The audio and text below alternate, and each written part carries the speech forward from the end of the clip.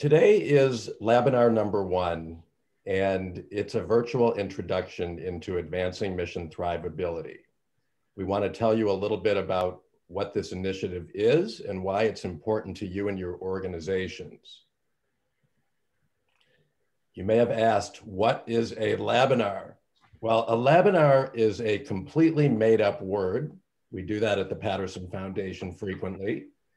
And in the world of the pandemic, we decided to launch Advancing Mission Thrivability and do what we would normally do in an on-site learning lab to provide good content and also to do it in a way that would give everybody access. So today is really about providing opportunities to learn, to share some tools and training, but to do it using a webinar format. We also want to provide some opportunities for engagement and interaction, but we will be doing it in the wonderful world of Zoom, and we'll tell you more about that in just a moment. You're all familiar with Zoom rules, but just to recap, I'm going to let Abby Rowland share with you just a few of those ground rules for this morning. So Abby? Yeah, thanks, Mike. Good morning, everyone. Thanks for joining us today. So our first ground rule is we would ask that you please rename yourself so we can see your name and the organization that you're representing. So to do that, you can click on the participants button at the bottom of your screen and then scroll over your name. A button that says more should pop up. And if you click on that more, there's a drop-down menu that says rename. So if you could please rename yourself so we know where you're coming from, that would be great. All participants are muted to be able to cut off background noise. We'd ask that you please post your questions and comments in the chat box. We'll respond to as many as we can during the webinar itself. And if we're not able to respond to your question during the meeting, we will follow up after. And then finally, this webinar is being recorded and will be available on the TPF website afterwards. So you can go back and review or listen to a section again if you like. Thanks. Great. Thanks so much, Abby. So why are we here today? Well, we're here for a few reasons. The first of which is to help each of you within your organizations think about a way that you can strengthen the decision-making that you go about doing every day.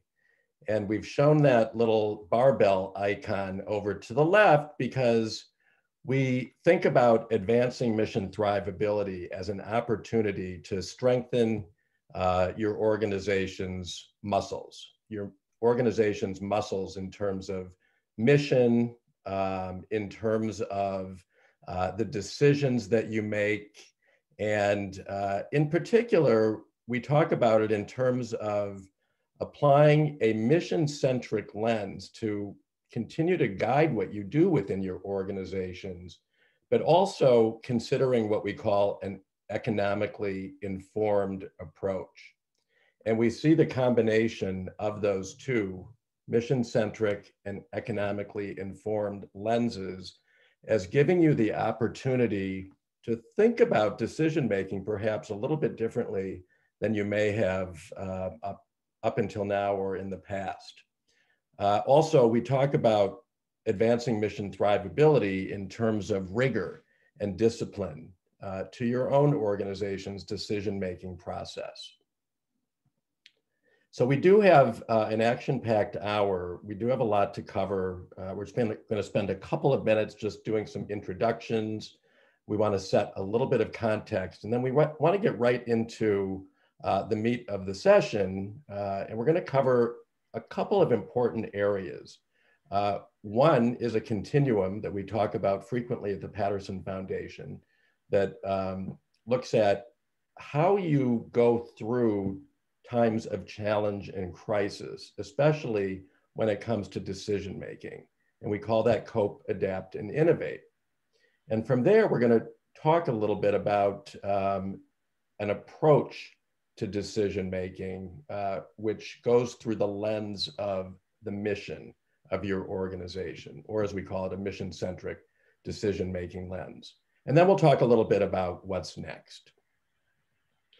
So we're delighted to have so many participants here today. I know we had 125 people registered for the session. So we certainly appreciate the widespread interest by folks who have joined us today. We had strongly encouraged executive directors, CEOs, board members, and staff members to participate. And you are here in terms of those teams. So the reason for that is we find that when it comes to advancing mission thrivability and so many other important kinds of work that we do with nonprofit organizations, that when you assemble a team with members from these three areas of your organization, it leads to richer conversations, action, and outcomes. So again, we appreciate you bringing those folks. If you have some folks who weren't able to join us today, you're certainly welcome to invite them to our upcoming sessions. And we'll talk more about that in a little while. The folks who are here today hail from almost 75 organizations with varying mission, size, and different types of makeups. And you come from all 4 counties in our region. So you represent a broad and diverse group. Well, we would like to start today with a poll question, and we're going to start with a fun and an easy one. So I would like to just turn it over to my colleague, Josephine Eisenberg, to introduce the first poll question. Josephine? Hi there. Good morning, everyone. Thanks for being here. Real quick, just to make sure that everyone can see the poll, if a few of you will put in chat box, if you're actually able to see it, and I'll start reading the question. All of these are actual national days, but which one is observed today? So go ahead and click the one that you think is the actual day today. We have National Give Someone a Cupcake Day. That's my favorite. National Crepe Suzette Day. National French Dip Day. National Sugar Cookie Day. And National Talk Like a Pirate Day. So we'll give you a couple more seconds to fill them in. Looks like people are liking that it might be Sugar Cookie Day. I'm assuming that means everyone can see this, which is great. Okay, I'm gonna give you one more second. And here we go. The winner is, you guys think 40% of you guys say National Sugar Cookie Day, but Mike, what is it really? Well, the answer is dun, dun, dun, dun. National Crepe Suzette Day. So it stumped most of you. Yes. If you don't know what a crepe Suzette is, it's delicious. And we would urge everybody after today's session to go find one. So Josephine, thank you for introducing the first poll question, and let's continue. By way of some very brief introductions, yes, we do have a mascot for Advancing Mission Thrivability. You've likely seen him in a variety of places. He is an emoji, but that does not take away from his smarts, his good thinking, and his ability to be our Chief Thrivability Officer. So Alexander Miles Thrivemore, initials AMT, you will see in lots of different places. I'm Michael Oxman. I'm one of the managing partners and principals in a consulting practice called No Margin, No Mission. We know many of you who are on today's session, but there are also a number of you who we have not met. If you don't know us, I'll tell you in a moment a little bit more about what we do, but if I could just also introduce my partner in crime, Larry Clark, and have him say hello. Good morning, everybody, and welcome to Labinar #1. We're looking forward to it. You'll be hearing more from Larry in just a few minutes. No Margin, No Mission is a national consulting practice, and we've been around for 10 years, and we do one thing, and that is to work exclusively with nonprofits to help them become stronger and more thrivable. And the focus of our work is on helping nonprofits look at ways to boost revenue so that they in turn can increase their mission impact. So as we dive into advancing mission thrivability today, you'll hear us talking a lot about ways to think about and to do both. We also have with us today our colleagues from the Patterson Foundation, and I would like to just briefly introduce them. With us is Michael Corley, who is the Senior Consultant for Administration at the Patterson Foundation. Michael, can you wave and say hello? Okay. Abby Rowland, who you heard from just a few minutes ago, she is one of the fellows at the Patterson Foundation and hails from the Lilly Family School of Philanthropy. And Abby's been with us on, I think, going for almost a year. And you'll be hearing more from Abby in just a moment. And also with us is Josephine Eisenberg. She just shared the first poll question with everyone. And without Josephine, we probably wouldn't have all of you here today. So thank you to Josephine for all of her support on this initiative. And thank you to the Patterson Foundation for their generous support of this initiative. Most of you know the Patterson Foundation and have had experience and interactions with them over the course of the past several years. They're a wonderful philanthropic resource in our community, and they work to strengthen the efforts of people and organizations and communities. A number of initiatives in our region, of course, the Giving Challenge being the one that probably all of you have participated in and benefited from. You may have heard of the Suncoast Campaign for Grade Level Reading. Hopefully you've been to Patriot Plaza. Digital Access for All is a new initiative. And then of course, Margin and Mission Ignition, which is our earned income initiative that No Margin, No Mission has partnered with TPF on for years.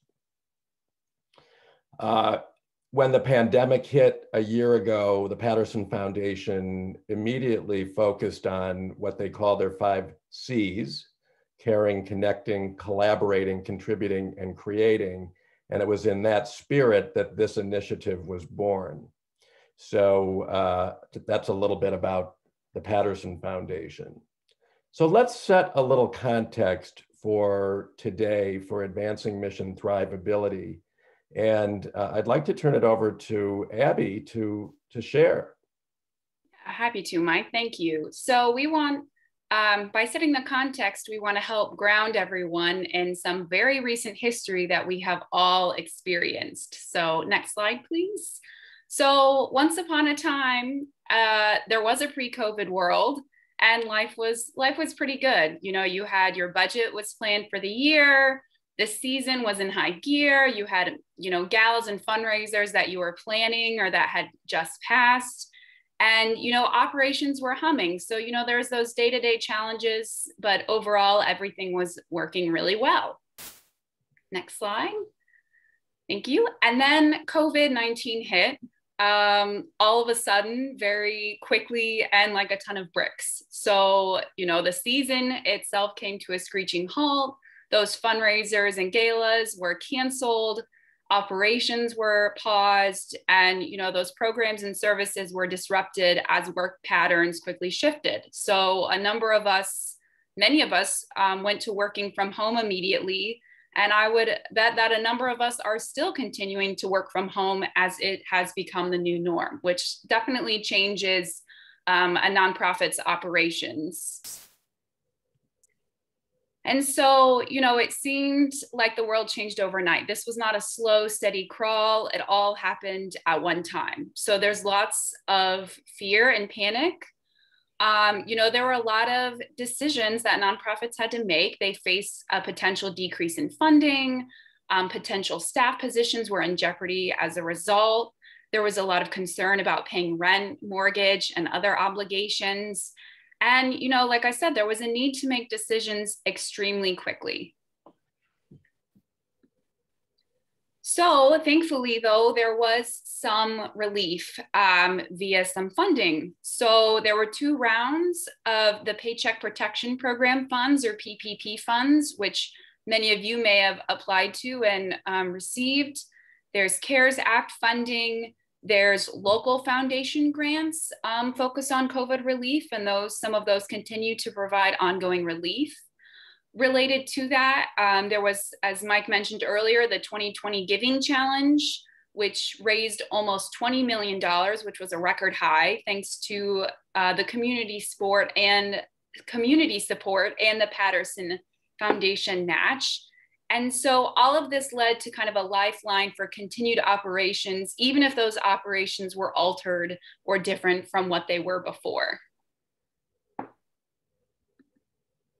So really, there's kind of a new hope emerging. You have an opportunity for reinvigoration and for rethinking, to kind of create new ways of thinking. Nonprofits are also very resilient as well. So, combining those two with an infusion of resources, which we kind of already discussed, creates new ways of thinking and new ways of doing. So, what are some of the new ways that you delivered services and events?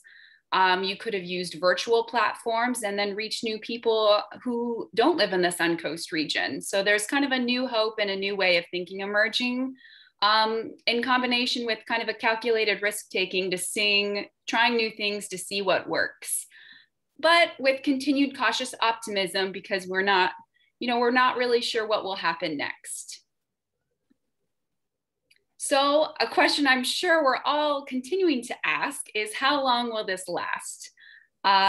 So you've had to make tough decisions, some probably within the previous year, and there might be more upcoming as well. So you're thinking about new realities, what the market will do. You're anticipating what if. Some of you might be scenario planning or might have done so before.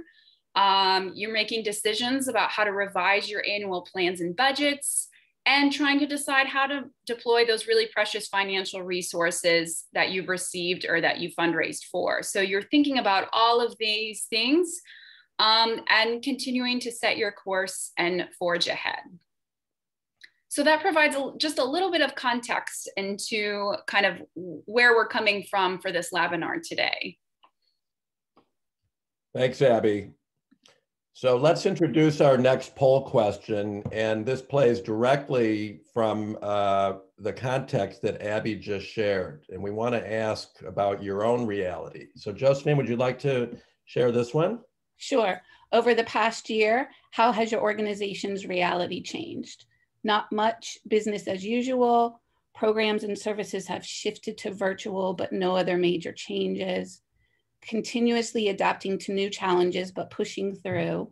Our world has been turned upside down. So I'll give you a couple of seconds to finish answering this. I certainly hope for all of us it's a different space than early last year. Like, I know it's been a difficult year, but I think these answers would be different than now. All right, a couple more seconds and we will see our results. So it looks like 77% of you say continuously adapting to new challenges, but pushing through, which is awesome. Mike, what do you think? Wonderful. Yes, we have seen this before. Adapting is I think it gets a lot of play, particularly as we talk about, where have you been and where are you today? So it's actually a good segue into kind of the guts of this session today. And we're going to start by talking about this sort of idea of nonprofit reality. And as we all know, this idea of the roller coaster, this visual that you see here, is just part and parcel of living in uncertain times. We all know that over the course of the past year, we've seen our situation change. It's changed daily, it's changed weekly, it's changed monthly. And by virtue of that, we like to just sort of introduce the idea of how can we think about and make decisions perhaps better, more effectively, more strategically as we continue to ride this roller coaster. So a way to think about that, and maybe you have within your own organizations thought about it in terms of this continuum, but perhaps you haven't. And we talk about cope, adapt, and innovate as a continuum that we all go through, particularly during challenging times and times of crisis. And as I said, this idea of cope, adapt, and innovate may change at any given moment. But that's okay, and that's a natural thing to have happen. And what you should really try to think about, if you haven't in the past, is that your movement through these various phases of this continuum are fluid, and they will likely be different for each of you, for each of your organizations, and for your individual team members at any given point in time. So if we start with this area called cope, clearly when the pandemic hit, we were thrust into a position of having to deal with some significant challenges. And at the same time, being forced to make some decisions that would be needed to regain or maintain stability. Now, when you think about cope, adapt, and innovate, what we encourage you to do is, if you haven't had the opportunity, think back to a year ago, talk with your teams, and start to discuss what you did when you were forced into that cope mode in terms of decision-making within your own organization. We'll talk more about that in a moment. Same thing with the adapt phase of the continuum. When you move into the adapt phase, you start to make some adjustments, and adjustments so that your productivity returns or continues within your own organization. So you try to get yourself back into that mode where you're able to keep things moving with some momentum. And then what we typically would hope is that sooner rather than later, you move into innovate. And that's when you're actually finding new ways to operate and to deliver programs and services and products. And I think one thing just to keep in mind here is that this idea of cope, adapt, and innovate is it's okay wherever you are within that continuum. There's no right or wrong place to be. And this sort of idea of fluidity is just a part of it. But again, having the recognition that cope, adapt, and innovate is something that you all go through, have gone through, and will continue to go through, and being able to think about it and use it to your advantage when it comes to decision making. Okay, it's time for another poll question. So Josephine, I'm going to let you introduce this one. Thanks, Mike. So you can see the question, but where are you now on the continuum that Mike just spoke about? Cope, adapt, innovate, somewhere in between cope and adapt, or somewhere between adapt and innovate? I always love to do a check-in like this. And interesting if you're here with your colleagues to ask them after the webinar, ask them what they put on here. That would be interesting to see. Give you a couple more seconds to fill in. And it looks like everyone might be done. So 59% of you say somewhere between adapt and innovate. What do you think, Mike? Well, we'd love to see this. Most of you have, if not all of you, are out of the cope phase. Most of you are out of adapt and well into innovate.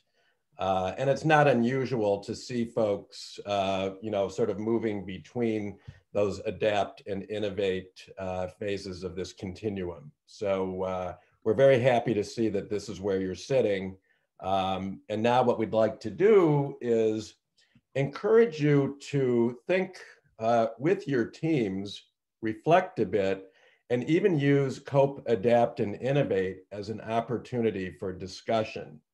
So when we talk about reflection, we always ask that question. So again, we're well into the pandemic, and hopefully we're going to be emerging from it soon. But the question is, has your organization taken time to reflect and think about and discuss this whole idea of cope, adapt, and innovate? If you have, that's good. If you haven't, it's an opportunity. And again, while this might seem obvious or intuitive, we've just found that in most cases, leaders, board members, and staff members within nonprofits haven't necessarily taken the time to be able to sit down, reflect, and discuss. So what phases have you been in? What decisions have you made in each of those phases? And it might just be that as you went through these various phases, you were making decisions that were suited to that particular phase at the time. Sometimes we go into autopilot mode, especially in cope. And we're thinking about things that might be through more of a survival lens than they are through a thrivability lens. So how have you made those decisions? What were the outcomes of them? And also, and importantly, if and how you would do them differently next time. So these are really good questions to think about as it relates to these various phases of the continuum. So in cope, and you can see here our definition to deal effectively with something difficult. Many of you, if not all of you, had operations come to a halt or other aspects of your organizations come to a halt at the start of the pandemic. So, questions to consider. How did your organization cope? What decisions did you make quickly? Who is involved in those decisions? And were the decisions mission aligned? And I know that within our own organization at No Margin, No Mission, these were very much front and center for both Larry Clark and myself as we were working through this idea of coping.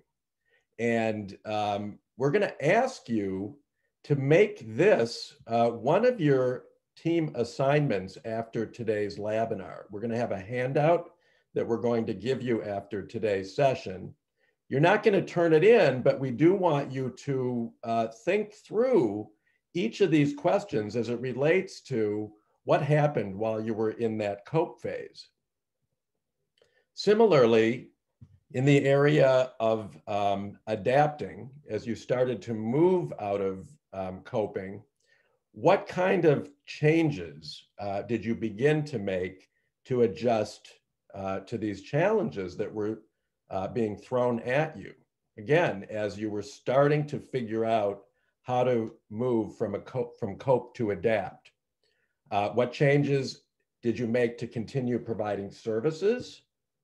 Were there services that just stopped and went away, either permanently or temporarily? And also, what has the response been? So again, anytime that you're making changes, There's going to be folks who perhaps will be able to adapt to them and others who may not. So again, we want you to think about this, reflect on it, and discuss it with your team. And then thirdly, in the area of Innovate, which again, many of you said you moved into fairly quickly, and this is where you're sitting today. So when you innovate, new models emerge, and you look for ways to operate and deliver services to your stakeholders, perhaps differently than you did in the past. How has your organization innovated during the pandemic? What have you done? Are you reaching new people? And importantly, is the innovation mission aligned? And you'll hear that frequently as we talk about advancing mission thrivability, is this idea that is it both mission aligned or as strongly aligned to mission as it can be? And oftentimes when we are moving through cope, adapt, and innovate, we may be thinking about it, but it may not be front and center. So that idea of mission at the forefront or at the center of all your decision making is absolutely critical to what we'll be talking about next, and offering up some tools, some framework, and perhaps a slightly different way of thinking than you're used to or have thought about in the past. So let us serve up, I guess, what we would call 3 decisions that are, we just know through experience, are fairly universal in the nonprofit sector. So we're guessing that these will resonate, if not all of them, 1 or 2 of them will resonate with you and your organizations. So decision number 1, the pandemic forced a tsunami of decisions. Well, when it hit, and it hit hard, we had to make many of them quickly without the luxury of time.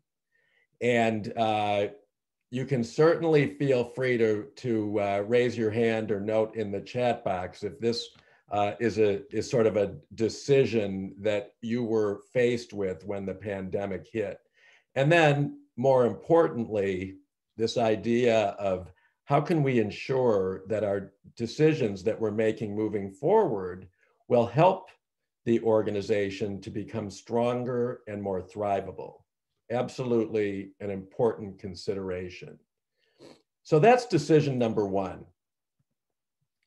Here's another decision that we believe many of you, are faced with or have been faced with. We're hopeful that our annual fundraising efforts will be fruitful. So again, this idea that we've been living in a crazy time, and certainly nobody knew what that was going to do in terms of fundraising, and we're still not 100% sure what it will do moving forward.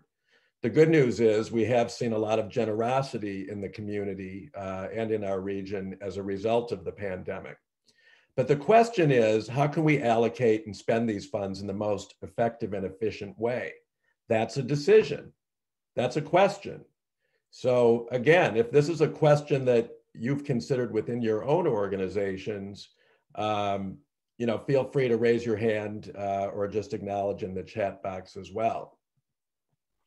And then a third decision that may resonate with you is, well, we agreed how to spend our annual funds, but given the roller coaster that we've been on, we're reconsidering the best way to utilize those funds. We really may need to reassess and reallocate those dollars. So that's a decision perhaps that your organization is faced with. So with that, I'm going to turn it over to Larry to introduce the next part of this framework. Good morning again, everyone. As you can see the header, is decisions. And you have made a lot of decisions over the past year, and you're still making some decisions as you're thinking about moving forward for the organization. We make decisions every day in our organizations, but we're talking about the bigger decisions here that really help, set the course and direction for the organization. So think about a big one that you've made recently and just write it down. Write it down on a piece of paper if you have something in front of you, and just keep it there and think about that decision, how you made it or how you're making it. We'll walk through some process now. So the first method is economic-centric decision-making. So some of you had to make decisions really quickly. You needed to, let's just use $100,000 as an example. You needed to cut that from your budget. It was very much a dollar decision, an economic-centric decision. You cut the dollars and you looked at your programs and your services, and maybe you had to cut your marketing or your communications. You eliminated those costly programs or services very, very quickly, probably. Hopefully you've ramped them up again, but you had to reduce them quickly. Maybe some of your staff you had to let go, some of the consultants, maybe you had to put a hold on some salaries or even reduce salaries. But when it first happened last March, April, May, some of the decisions you made were probably economic-centric. The second method is mission-centric decision-making. So you still need to cut your budget by $100,000, but your mission was driving it. So we're thinking about clients being served by our programs. And if we cut that program, how many clients won't we be able to serve? So it was more about your mission was driving the decision as opposed to the dollars or the programs. So some of you kept your really high delivery mission programs in place and got rid of or put on hold some of those other programs that maybe weren't reaching the numbers that some others were. So, your cuts were based on a mission contribution as opposed to the economic decision. And the third method is really kind of bringing them both together and thinking about economic forum lens and a mission-centric forum lens. And, hopefully you did both of those through the process, but there was probably times over the past year where you leaned towards one or leaned towards the other. So let's dive in and pay close attention. What we're going to focus on today is mission-centric decision-making, or the second one that I just outlined. And this will be a part of your homework, which we'll talk about in a minute, but the other two types of decisions or methods we'll focus on in our second Labinar in a couple of weeks. So mission-centric. What is your clearly articulated mission statement? And you should know that. You should know that clearly. There's many organizations that we have them stated and they have to look it up or they have to go to their website. Well, what's yours? It should be in front of you all the time. So let me just use an example before we move on. And I know that Northport Meals on Wheels, Scott, you're probably here today. I'm not talking about your organization, but I want to use Meals on Wheels as an example. So Meals on Wheels, their mission is to assist individuals to live independently by providing nutrition and caring supportive services. So that's a mission statement for an organization. Mike? So if you think about that mission and you think about all the programs that they have to deliver, what goals do we set for ourselves for the year? So there's a lot of goals. And hopefully when you do budgeting, and maybe you're in the process of doing budgeting now, if your budget starts in July, or you're halfway through your budget if you started in January, but you're looking at the goals that you set. So Meals on Wheels, for example, might have said, how many home service delivery meals do they want to deliver? How many people are accessing their food bank? Maybe there's a number there. Or how many people are attending their nutrition education programs? So they set some goals that they wanted to reach those types of numbers when they put their mission-centric thought into creating that budget around their mission. So what did you specifically achieve against your mission impact goals? So are you measuring them? You know, you don't know how many times we talk to organizations to say, did you set goals? And now give me the analytics around that mission-centric goal that you set. How many people have you reached this month or this year? And what are those outcomes? It's really important to keep track of all of those. So that's step one, is clearly articulated mission, what's your impact goals, and are you measuring them? So what we would like you to do is to create a complete list of programs, products, and services and other offerings. So think about yours, think about your organization, and sit down and really kind of list them all out. And think about, did you set those goals up last year when you created these programs, and are you measuring them? But just create that list and put them down. The second piece of this is really order them based on your gut feeling related to each of your mission impact for the year. Could be the calendar year, or it could be the fiscal year. So just your gut feeling, did the mission delivery take place with the numbers that you helped set up? So you can see on the side, we have program 1, program 2, program 3, maybe product and service 1 is kind of fell down, and program 3 maybe is at the bottom. So list yours out. How do you prioritize them?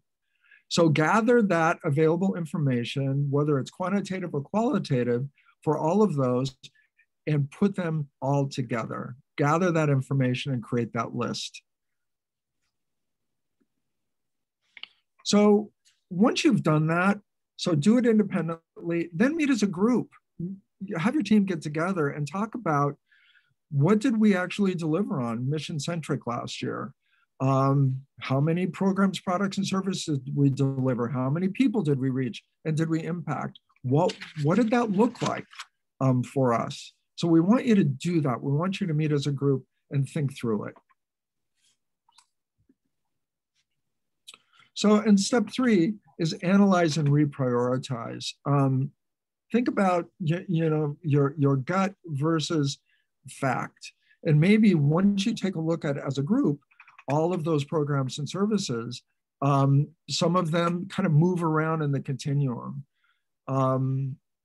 Using Meals on Wheels as an example, they might reprioritize. Once they look at the numbers of people and the numbers of programs that they delivered on, maybe what they're doing is they realize that they didn't reach a lot of people in their nutrition programs, and they would reprioritize that maybe closer to the bottom as they're thinking about mission-centric decision-making. And maybe they're going to actually deliver more programs to homes because that's where they need to be putting their dollars right now.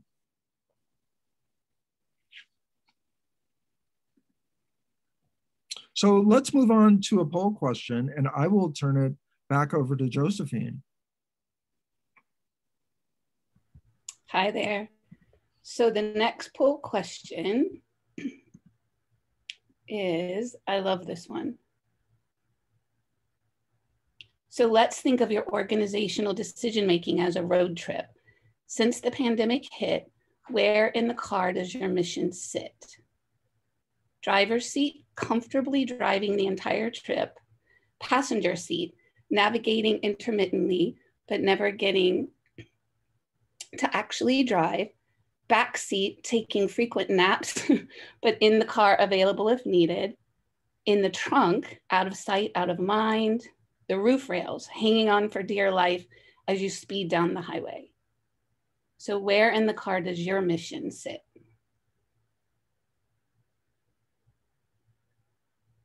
Nobody's on the roof rails, which is very good news for a Thursday morning. Maybe it changes frequently, week to week. Give you a couple more seconds. And thank you. Great, looks like 72% of you say driver's seat, comfortably driving the entire trip. What do you think, Larry? It's great. You know, when we did this about 9 months ago, the numbers were a bit differently. There was a lot of folks had mission in the passenger seat because they were going through a lot of challenges. We're so happy that 72% of you are in the driver's seat, and a little concerned about that roof rails one, or an organization who's still not quite there, but these are really great numbers. One thing that's interesting to note here, and we do like to at least point this out, is while we do love to see that so many of you clearly have mission, you know, right squarely focused in the driver's seat, remember that this approach, this framework for mission-centric decision-making that Larry just walked through is a way for you to prove that. So in other words, we may intuitively think or believe that mission is in the driver's seat, you know, comfortably, but if you actually take your programs, your products and services and go through the rigor and that discipline of proving how each one of them delivered on mission, it may cause you to think a little bit differently, or at the very least, give you an opportunity for some strategic refinement in that program, product, and service delivery, and where it should fit in sort of the overall scheme of priorities. So again, we just encourage you to now go back after today's Labinar and start to test, you know, your hypothesis or your belief. It'll be of benefit. We firmly believe that. Mike, can I say one thing also? Yes. Also think about who made the decisions. Was it the executive director making most of the decisions? Was the executive director or the leader meeting with board members and making the decisions? Was the board making the decisions, or staff members independently, or volunteers making decisions? So think about who made them and how they made them. The who is almost just as important as the how. Right. So we've given you a few things to think about during today's first Labinar, both in terms of this continuum of what we call cope, adapt, and innovate, and starting to reflect on it in terms of your own organizations and your team, where you've been, where you are currently, and the decisions that have been made as part of or within each of those phases of that continuum. We then talked about this sort of first approach to decision-making, which Larry walked you through that process about how to look at your own organization's programs, products, and services through that mission-centric lens, and really to assess them, to prioritize them, and to look for opportunities to strengthen. So what's next? This series, Advancing Mission Thrivability, has a combination of virtual sessions, 2 Labinars and 2 webversations. So after today's Labinar, a week from today, we will host our first webversation. So next Thursday, the 13th of May, same time, 10 to 11. And during that webversation, you'll have the opportunity to come with questions and thoughts, anything of interest that perhaps you took away from today as you were starting to think about it through the lens of your own organization, and share it with us and others who are a part of that session. So unlike this session, which today is much more of a webinar, next week's webversation will open up and you'll be able to talk freely. We'll be able to see your faces and to have some nice exchange and collaboration. And then the series will continue for 2 weeks after next week, our second Labinar will be on Thursday the 20th from 10 to 11. And that one we're calling Building a Mission-Centric, Economically Informed Framework for Thrivability. So again, today we introduced the mission-centric lens, and during the second Labinar, we'll talk about kind of this economically informed lens for decision-making. And then we'll bring the two together to say, here's the ideal way to make decisions through both a mission-centric and economically informed lens.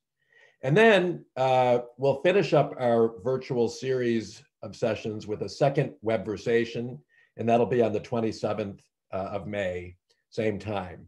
And during that session, we'll also give you an opportunity to come with questions and share some thoughts and ideas.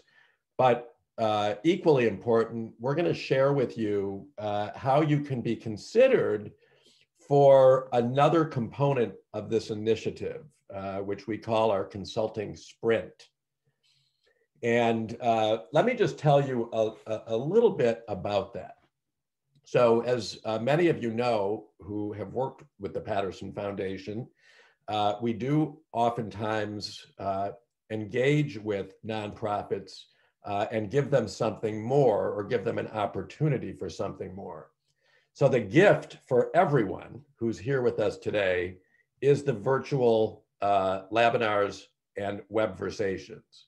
That is the gift from the Patterson Foundation. But if you do have interest and need and preparedness to delve deeper into this topic, we will give you an opportunity to be considered for a deeper level of involvement. Again, we call it our consulting sprint. And we will talk more about that, but we want you to at least start thinking about whether you would like more. The good news is we have had two groups now go through Advancing Mission Thrivability, or I should say through the consulting sprint phase of this initiative. And our first set of graduates you can see listed here hail from various parts of our region. Some of you may have already spoken with some of these organizations or leaders from them. And if you haven't, you can certainly feel free to. Our second group of AMTers, as we refer to them, you can see here.